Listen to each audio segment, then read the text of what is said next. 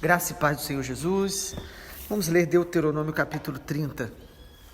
Quando todas essas coisas vierem sobre vocês, a bênção e a maldição que pus diante de vocês, se vocês se lembrarem delas entre todas as nações, para onde o Senhor, seu Deus, os lançar, e voltarem para o Senhor, seu Deus, vocês e os seus filhos de todo o seu coração e de toda a sua alma, e derem ouvidos à sua voz, segundo tudo o que lhes ordeno, então o Senhor, seu Deus, mudará a sorte de vocês, e se compadecerá de vocês, e os reunirá de todos os povos, entre os quais o Senhor, o Deus de vocês, os havia espalhado. Ainda que os desterrados estejam nos lugares mais distantes da terra, desde aí o Senhor, seu Deus, os ajuntará e os trará de volta. O Senhor, seu Deus, introduzirá vocês na terra que seus pais possuíram, e dela vocês tomarão posse. Ele fará bem a vocês e os multiplicará mais do que aos seus pais.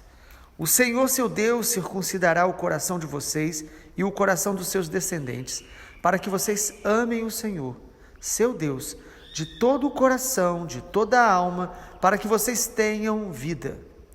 O Senhor, seu Deus, porá todas essas maldições sobre os inimigos de vocês e sobre aqueles que os odeiam e os perseguiram. De novo vocês darão ouvidos à voz do Senhor e cumprirão todos os seus mandamentos que hoje lhes ordeno. O Senhor, seu Deus, dará a vocês abundância em tudo que fizerem, no fruto do seu ventre, no fruto dos animais, no fruto da terra, e os beneficiará, porque o Senhor voltará a se alegrar em vocês, para lhes fazer bem, como se alegrou nos pais de vocês. Se derem ouvidos à voz do Senhor, seu Deus, guardando os seus mandamentos e os seus estatutos, escritos neste livro da lei, se vocês se converterem ao Senhor, seu Deus, de todo o coração e de toda a alma. Porque este mandamento que hoje ordeno não é demasiadamente difícil, nem está longe de vocês. Não está no céu para que tenham de dizer: quem subirá até o céu por nós, para nos trazer o mandamento e anunciá-lo a nós para que o cumpramos? Nem está do outro lado do mar, para que tenham de dizer: quem irá atravessar o mar por nós para nos trazer o mandamento e anunciá-lo a nós para que o cumpramos? Pois esta palavra está bem perto de vocês, na sua boca e no seu coração, para que vocês a cumpram. Vejam, hoje coloco diante de vocês a vida e o bem, a morte e o mal. Se guardarem o mandamento que hoje lhes ordeno, que amem o Senhor seu Deus, andem nos seus caminhos e guardem os seus mandamentos, os seus estatutos e os seus juízos, então vocês viverão e se multiplicarão, e o Senhor seu Deus os abençoará na terra em que estão entrando, para dela tomar posse. Mas se o coração de vocês se desviar e não quiserem ouvir, mas forem seduzidos, se inclinarem diante de outros deuses e os servirem, então hoje lhes declaro que certamente perecerão. Não permanecerão muito tempo na terra, na qual, passando o Jordão, vocês vão entrar para dela tomar posse. Hoje eu tomo o céu e a terra por testemunha contra vocês, que lhes propus a vida e a morte, a bênção e a maldição. Escolham, pois, a vida, para que vivam, vocês e os seus descendentes, amando o Senhor seu Deus, dando ouvidos à sua voz e apegando-se a Ele, pois disto depende a vida e a longevidade de vocês. Escolham a vida, para que habitem na terra que o Senhor, sob juramento, prometeu dar aos pais de vocês, a Abraão, Isaque e Jacó. Amém. Glória a Deus. Já chegando ao final de Deuteronômio, faltam poucos capítulos. No capítulo 30, depois de tantas listas de bênçãos e ainda uma lista maior de maldições, no capítulo 30, o Senhor está profetizando, o Senhor está anunciando o que ia acontecer no futuro da nação de Israel. Primeiro, Deus já revela que quando Israel fosse espalhado por todas as outras nações por causa da desobediência, Deus avisa que Israel se arrependeria. Isso é tão maravilhoso, né, irmãos? Deus conhece o nosso futuro. O Senhor diz no capítulo 30 que eles se arrependeriam quando estivessem longe da terra. Versículo 1, o Senhor diz: quando vocês virem a bênção e a maldição e se lembrarem delas entre as nações e voltarem para o Senhor seu Deus. Olha que interessante. O Senhor disse: vocês serão espalhados por causa da desobediência, mas quando vocês se lembrarem da palavra que eu falei e se arrependerem, irmãos, o que traz arrependimento é um reencontro com a palavra, é a gente ouvir novamente o que o Senhor já havia nos falado, e às vezes nós não obedecemos, e vieram as consequências. Então o Senhor está dizendo: quando vocês estiverem sofrendo então as consequências do pecado, quando vocês estiverem vendo que a maldição os atingiu, e lembrarem das palavras e se voltarem para o Senhor, vocês e os seus filhos, olha a importância, o arrependimento que há em nós deve ser um arrependimento que também está sobre a nossa família, que influencia outros a se voltarem para o Senhor. Às vezes o que a gente fala afasta as pessoas do Senhor, promove no coração delas divisão, até mesmo amargura contra Deus, contra a igreja. O Senhor está dizendo: quando vocês estiverem sofrendo e se lembrarem da minha palavra e se arrependerem, vocês, seus filhos, vocês vão decidir voltar à minha presença. O arrependimento sempre é o primeiro passo para a gente voltar a experimentar a vontade plena de Deus.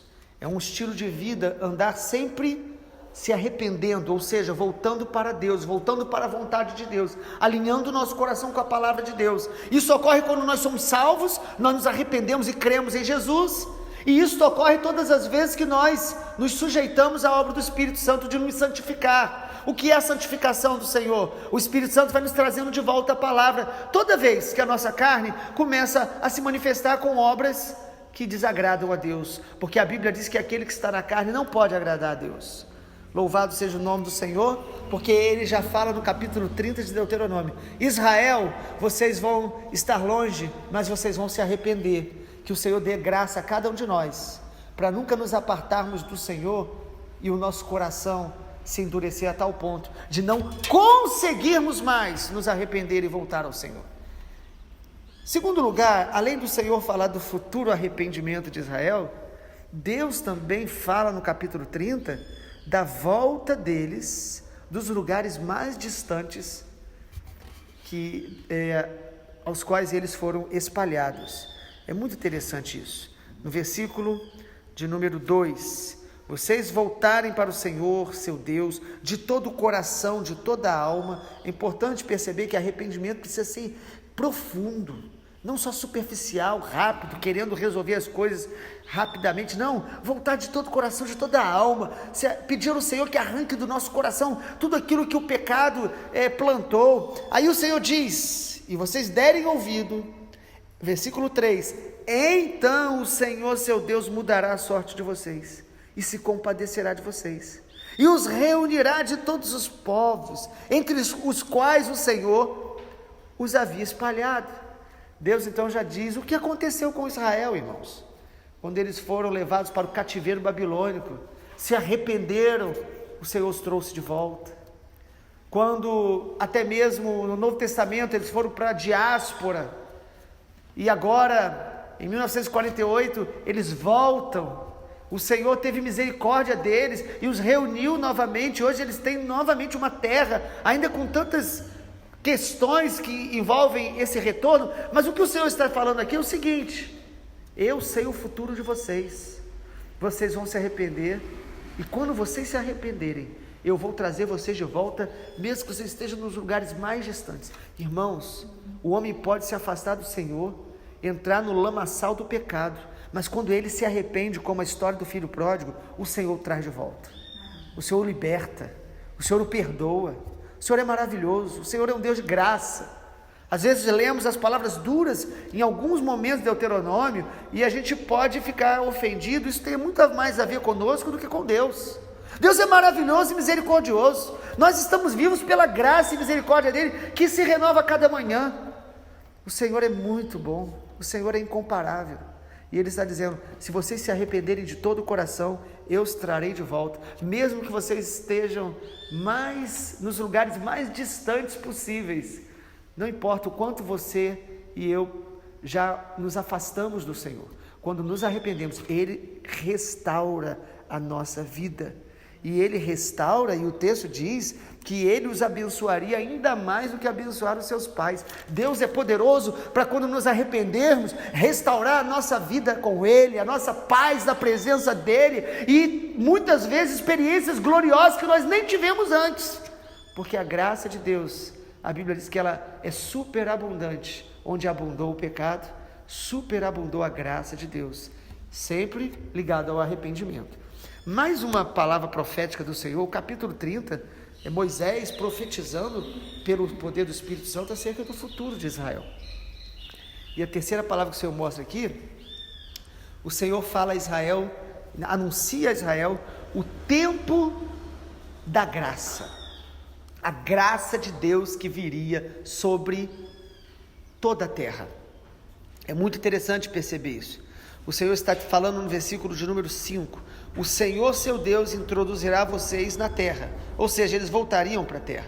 Agora o versículo 6 é uma palavra profética do que ocorre na obra da graça em Jesus, porque olha o que o Senhor diz: o Senhor circuncidará o coração de vocês e o coração dos seus descendentes, para que vocês amem o Senhor seu Deus de todo o coração e de toda a alma, para que vocês tenham vida. Irmãos, o que o Senhor aqui está falando através de Moisés é o seguinte: eu conheço o coração de vocês, vocês vão se afastar de mim, mas eu sou um Deus de misericórdia e graça. Quando vocês se arrependerem, eu trarei vocês de volta. E agora o Senhor amplia ainda um pouco mais a palavra profética. O Senhor diz: não apenas eu vou trazer vocês de volta, mas na minha graça eu vou circuncidar o coração de vocês, eu vou mudar o coração de vocês, eu vou transformar o coração de vocês. E nós sabemos que a lei não fazia isso, a graça faz isso. O favor de Deus transforma o nosso coração. O Senhor então aqui já está anunciando esse tempo, onde o coração das pessoas seria transformado através do sangue de Jesus e da obra do Espírito Santo. Irmãos, o Espírito Santo muda o nosso coração, muda a nossa mente. O Espírito Santo nos dá prazer em agradar a Deus e nos dá rejeição ao pecado. Ele vai transformando a gente. Quando a gente é cheio do Espírito Santo, é Ele que nos transforma. É obra da graça. Então, se você diz que não consegue, você é alguém que pode experimentar uma graça de Deus sobrenatural. Mas esse não consegue precisa ser colocado aos pés de Jesus, com humildade, com clamor, com súplica. Porque quando eu digo eu não consigo e eu não busco a Deus, no fundo, é porque eu estou confiando em mim mesmo. Eu posso até falar que eu não consigo, que eu não tenho força, mas se eu realmente tiver consciência que eu não consigo, eu vou buscar o Senhor, e o Senhor transforma o nosso coração. A graça de Deus é que circuncida o nosso coração, remove os excessos, remove as raízes pecaminosas que nos inclinam para longe de Deus. Então o Senhor aqui já está falando do futuro de Israel. Eu derramarei o meu espírito, minha graça, quando Ele diz: eu vou circuncidar o coração de vocês. A lei que o Senhor deu, ela é boa. A lei foi dada para realçar a justiça de Deus, a santidade de Deus e a iniquidade do coração humano. Mas a lei não transforma. A lei, ela exige e condena. A graça, ela não diminui a gravidade do pecado. A graça também exige, mas ela concede a capacidade para a gente andar na presença de Deus. Pelo sangue de Jesus e pela dependência do Espírito Santo. Isso é graça. A lei exige e condena, a graça exige e concede. A graça diz: você não consegue sozinho. O seu pecado, ele te destrói, mas o Espírito Santo te ensinará todas as coisas. E o sangue de Jesus é que te purifica e te perdoa. Não é a sua bondade, é a graça.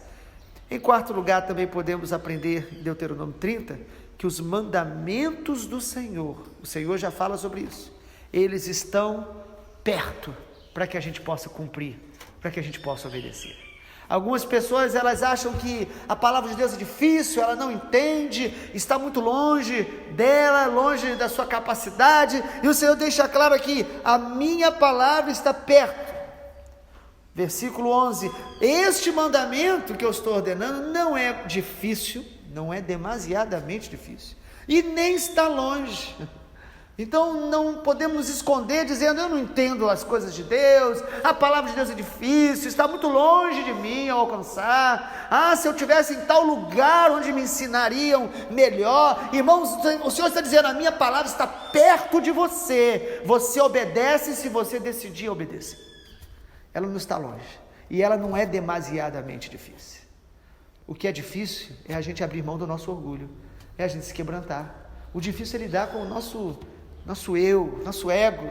Mas a palavra de Deus é maravilhosa, e quando nós nos humilhamos diante do Senhor, buscamos a sua ajuda, e até a ajuda de pessoas que vão orar conosco, para nos confrontar, nos ensinar. Irmãos, o mandamento do Senhor está perto, a vontade de Deus está acessível a você, a palavra de Deus está perto. Eu não sei o que fazer neste momento. Não, às vezes a gente não quer fazer o que é tão básico, que é amar a Deus, obedecer a Deus, fazer a sua vontade. Amar a Deus acima de todas as coisas, e ao próximo, e o próximo aí são todos os seres humanos, como a nós mesmos. Se praticarmos isto, nós cumpriremos toda a lei. E em último lugar, o Senhor também deixa muito claro para Israel que Ele nos dá a liberdade de escolher o caminho da vida ou o caminho da morte. Irmãos, Deus nos deu essa capacidade de escolha. O que está no versículo 15: vejam, hoje eu coloco diante de vocês a vida e o bem, a morte e o mal. O Senhor deixa claro que não são muitos caminhos ou muitas opções, são 2 caminhos. Existe o caminho da obediência, da vida, da paz, e existe o caminho da desobediência, da dureza de coração, da obstinação, da teimosia. E quem é que vai decidir, irmãos? Somos nós. O Senhor está dizendo: eu coloquei de vocês, eu coloquei diante de vocês, eu deixei claro para vocês o meu caminho e o outro caminho que vai te levar à morte, mas vocês é que devem decidir. Todos os dias nós precisamos decidir se queremos andar com Deus na luz da vontade, da verdade de Deus, ou se a gente quer fazer a nossa própria vontade. A Bíblia diz que há caminhos que ao homem parece bom. As pessoas, quando desobedecem a Deus, em sua maioria, elas acreditam que não vão sofrer consequências, ou elas acreditam que elas estão num caminho bom. Não, para mim é um caminho bom. E esses 2 pensamentos são enganos. A Bíblia diz que há caminhos que parecem bons, mas o fim é caminho de morte. O pecado, a desobediência, o afastamento da palavra de Deus é morte espiritual, é morte existencial, é morte emocional. A pessoa não tem vida longe de Cristo, a vida abundante, a vida de Deus, a vida com propósito, a vida eterna. A vida só é possível no caminho da obediência da palavra. O Senhor diz: eu coloco 2 caminhos. E o Senhor é um Pai tão amoroso, que Ele não só diz: olha, eu coloco 2 caminhos, vocês é que vão escolher, mas Ele diz o seguinte: escolham o caminho da vida. Irmãos, isso é maravilhoso demais. Já está claro para nós que o caminho da vida é o caminho melhor, incomparável, é o caminho que vai nos fazer bem e vai agradar a Deus. Mas o Senhor bem claramente diz: escolham a vida, escolham o caminho da bênção e não o caminho da maldição. Por que o Senhor faz isso? Porque Ele nos ama. Versículo de número 19 diz assim: hoje eu tomo o céu e a terra por testemunhas contra vocês, que lhes propus a vida e a morte, a bênção e a maldição. Se parasse aqui, nós já teríamos a direção de Deus, não já? Mas o Senhor diz: escolham, pois, a vida, para que vivam, vocês e os seus descendentes. É como aquele professor que quer ajudar muito e ainda diz: olha, tem essas alternativas, mas olha, é a letra B. Ele dá uma cola, ele diz: é aqui. Mas o nosso coração, irmãos, se nós decidimos fazer só a nossa vontade, se nós endurecemos o coração contra Deus, mesmo o Senhor deixando tão claro, nós podemos tomar decisões, caminhos que desagradam a Deus. Que o Senhor possa derramar sobre nós graça sobre graça nessa manhã, para que essa palavra nos encha de gratidão, de amor por aquele que nos amou primeiro, pelo Pai que estabeleceu para que a gente viva na terra uma vida na sua presença, andando com Ele, na plenitude da sua bênção. E como é que nós escolhemos o caminho da vida? Aqui está muito claro isso. Como? Versículo 20. Amando o Senhor seu Deus, dando ouvidos à sua voz e apegando-se a Ele. Pois disso depende a vida e a longevidade de vocês. Queremos ter vida? Queremos ter vida plena? O Senhor deixa claro. Porque não é só falar assim: eu escolho Deus, eu escolho a Bíblia, vou procurar andar de acordo com a Bíblia. Não, o Senhor está falando aqui de um relacionamento. Como que eu escolho a vida? Amando o Senhor, dando ouvido sempre à sua voz, porque é a sua voz que vai me ajustando, me corrigindo, me santificando, e se apegando a Ele, ou seja, buscá-lo mais, intensificar as nossas orações, as nossas dedicações ao Senhor, muitas vezes os nossos jejuns, mais tempo de intimidade. É esse o caminho da vida, é esse o caminho que o Senhor escolheu para todos nós, e nos chama a decidir, andar e permanecer. Amém? Vamos orar. Senhor Jesus, obrigado, porque a Tua palavra é alimento, a Tua palavra nos sustenta, nos ensina, nos encoraja. Pai, muito obrigado, porque o Senhor é um Pai amoroso, e no Teu amor o Senhor nos deu toda a orientação para andarmos na Tua presença, para fazermos a Tua vontade. E a Tua vontade, ela é boa, agradável e perfeita.